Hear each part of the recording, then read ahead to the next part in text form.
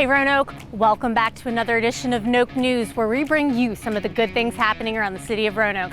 I'm your host, Carol Corbin, and today I'm joining you from the construction site of the Wasena Bridge Replacement Project. And as you can see, work is well underway to bringing this critical piece of infrastructure into a bold new era.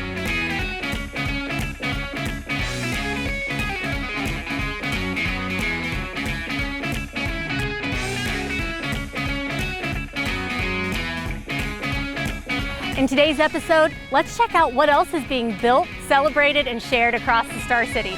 Let's jump right into it. Big moves are happening at Wasena, literally. The first tub girders for the Wasena Bridge Replacement Project have officially arrived on site. These massive steel structures are 40 to 60 feet long and more than 30,000 pounds. They are the backbone of the new bridge and mark the next major phase in this transformative project. The new bridge will support safe and more efficient travel for drivers, pedestrians, and cyclists. It's progress you can see and soon drive, bike, and stroll across. They are so massive and simple, but they are, again, tub-shaped beams that, as opposed to having 5 or 6 or 8 beams that span across, you've got 3 very large, very powerful looking steel beams. Get ready to drop in. Construction is officially kicking off on the highly anticipated regional skate park and in River Park. The skate park is the collaboration between the City of Roanoke, the City of Salem, and the town of Vinton. It will feature obstacles and flow for all levels, plus a brand new pump track thanks to our partners at Roanoke Outside. It's the first of its kind in the region and expected to be complete by the end of this year.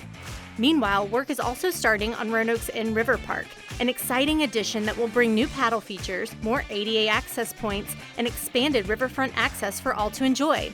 What are you waiting for? Adventure will be right around the corner, with this project expected to be complete in mid-2026. My favorite part is what it's becoming a part of, the bigger picture of what we have here with the Greenway and the Blueway stretching through the middle of our city. And this is a project that's not just one site, not one small location, but it's really stretching along a sizable length of the river, and it's turning the whole river into a park for our city. This spring, the City of Roanoke's Gun Violence Prevention Commission launched Planting Peace, a powerful new initiative that brings healing, remembrance, and justice into focus. In collaboration with the Roanoke Police Department, Parks and Recreation, and the Roanoke Tree Stewards, the Commission planted 10 oak trees, 5 in Horton Park and 5 in Perry Park, each one a living memorial for someone lost to gun violence whose case remains unsolved. On May 17th, the first 2 trees were dedicated at Perry Park in a deeply moving ceremony that honored lives lost and reminded us of the work still ahead. With each root that takes hold, Planting Peace reminds us remembrance can grow into resilience, and Roanoke is committed to nurturing both. On April 30th, the City of Roanoke celebrated the graduation of the 9th cohort to complete the Teen Apprenticeship Program. Part of the Star City Safe initiative, Roanoke's Teen Apprenticeship Program is more than work experience. It's a community investment. By leveraging city departments, staff expertise, and critical youth engagement strategies, the program is creating pathways that prevent violence, build valuable life and job skills, and can even launch careers.